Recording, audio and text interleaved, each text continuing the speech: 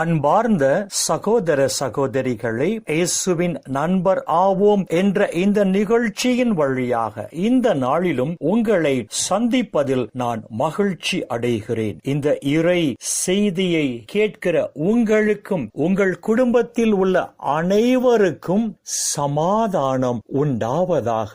ஆமென். அன்பு சகோதரா, அன்பு சகோதரி, இன்றைய நாளின் தியானத்திற்காக நாம் எடுத்துக்கொண்ட இறை வார்த்தை புனித பவுல் ரோமையருக்கு எழுதிய திருமுகம் முதல் அதிகாரம் 14 மற்றும் 15வது இறை வார்த்தை. கிரேக்கருக்கும் கிரேக்கர் அல்லாதாருக்கும் அறிவாளிகளுக்கும் அறிவெளிகளுக்கும் நான் கடமைப்பட்டிருக்கிறேன். ஆதலால் தான் ரோமையராகிய உங்களுக்கும் நற்செய்தி அறிவிக்க வேண்டும் என நான் ஆர்வம் கொண்டுள்ளேன் என்று புனித பவுல் இங்கு எழுதுகிறார். உலகமெங்கும் உள்ள எல்லா மக்களுக்கும் நற்செய்தியை அறிவிக்க நான் கடமைப்பட்டிருப்பதால் ரோமை நகரில் வாழும் உங்களுக்கும் அந்த நற்செய்தி அறிவிக்க நான் ஆர்வமா இருக்கிறேன் என்று புனித பவுல் இங்கு சொல்லுகிறார். உலகமெங்கும் போய் எல்லா மக்களையும் என் சீடராக்குங்கள். நான் உங்களுக்கு போதித்த அனைத்தையும் அவர்களுக்கு போதித்து எல்லா மக்களையும் என் சீடராக்கி எல்லா மக்களும் மீட்பு பெறும்படி செய்யுங்கள் என்று ஆண்டவர் இயேசு தன் சீடர்களை பார்த்து சொல்வதாக புனித மத்தேயு எழுதிய நற்செய்தி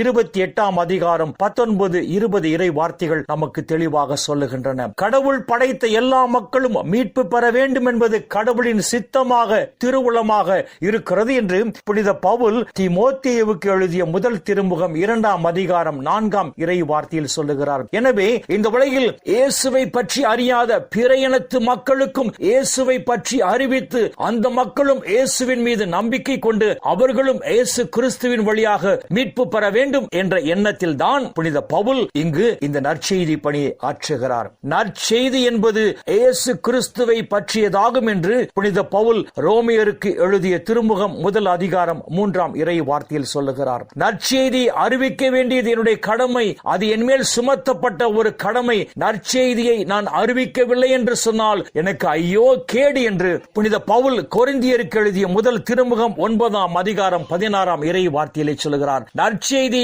அறிவிக்கவில்லை என்றால் எனக்கு ஐயோ கேடு என்று சொல்லுகிறார். அன்பு சகோதராம், அன்பு சகோதரி, நற்செய்தியை அறிவிக்க வேண்டியது நம் ஒவ்வொருவருடைய தலையாய கடமை என்பதை மறந்துவிட வேண்டாம். இயேசுவை பற்றிய நற்செய்தியை அறிவிக்க வேண்டியது நம்முடைய கடமை, நம்முடைய பணி என்பதை மறந்துவிட வேண்டாம். ஒருவேளை இயேசுவை பற்றிய நற்செய்தியை நாம் அறிவிக்க தவறுவோம் என்று சொன்னால் நாம் எங்கோ தவறு செய்கிறோம் என்பதையும் நாம் புரிந்து கொள்ள வேண்டும். அன்பு சகோதரா, அன்பு சகோதரி, நாம் செல்லும் இடமெல்லாம் இயேசுவை பற்றிய நற்செய்தி மக்களுக்கு அறிவிப்போம். அதிலும் குறிப்பாக இயேசுவை பற்றி அறியாத பிற இனத்து மக்களுக்கு இயேசுவை பற்றிய நற்செய்தி அறிவித்து அவர்களும் இயேசு கிறிஸ்து வழியாக மீட்பு பெறும்படி செய்வோம். இவ்வாறு நாம் செல்லும் இடமெல்லாம் இயேசுவை பற்றிய நற்செய்தியை மக்களுக்கு அறிவித்து அவர்கள் அனைவரும் இயேசு கிறிஸ்துவின் வழியாக மீட்பெறும்படி நாம் செய்கிற போது அன்பு சகோதரா, அன்பு சகோதரி, இந்த உலகிலும் கடவுள் நம்மை ஆசீர்வதித்து அந்த நிலை வாழ்வையும் நமக்கு பரிசாக தருவார். எனவே வரப்போகிற நாட்களில் இயேசு கிறிஸ்துவை பற்றிய நற்செய்தியை நாம் அறிவிப்போம். நம்முடைய வாழ்க்கை வாயிலாக